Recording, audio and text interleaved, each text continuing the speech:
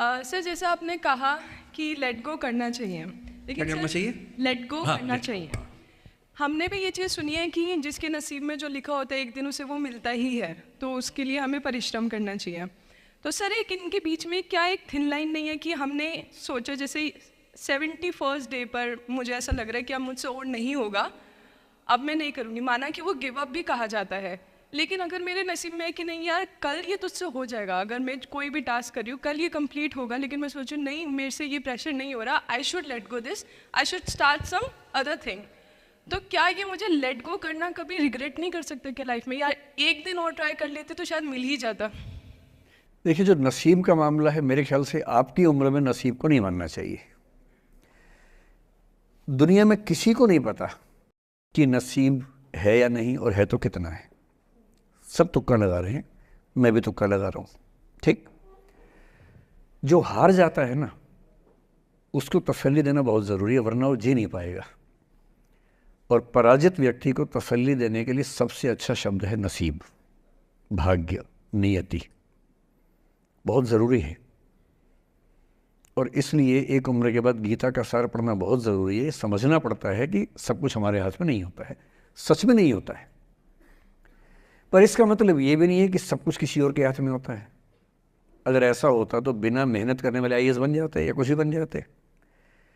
ये हो सकता है कि आईएएस बनने के एग्ज़ाम में 10 ने मेहनत की, उनमें से 8 का हुआ, 2 का नहीं हुआ। पर यह नहीं हो सकता कि एक आदमी ने मेहनत नहीं की तो उसका आईएएस हो गया। बिना मेहनत के तो नसीब भी नहीं मिलने वाला है। इसलिए ये मान लीजिए कि कुछ ना कुछ चीज़ें हमारे कंट्रोल में नहीं हैं, लेकिन जितना कंट्रोल में है उस पर पूरी ताकत लगाएंगे, पूरा डिसिप्लिन रखेंगे, तो हम अपनी किस्मत सबसे अच्छी लिख पाएंगे। सबसे अच्छी मतलब बाकियों से नहीं, मेरी जितनी अच्छी हो सकती है उतनी अच्छी लिख पाएंगे।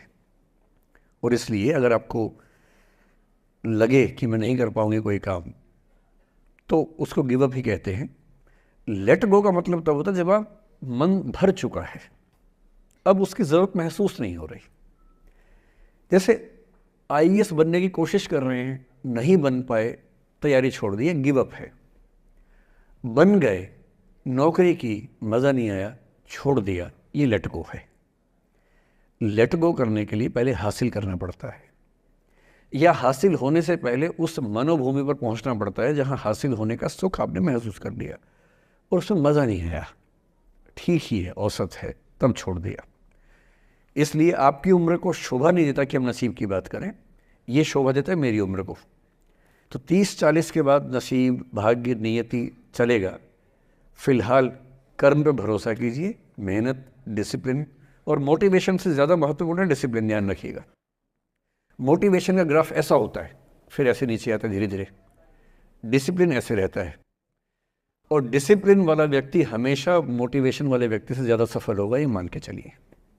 सबसे अच्छा क्या है? Motivation with discipline. तो कोशिश कीजिए कि नसीब पे ना छोड़िए, अपने भरोसे कीजिए। All the best.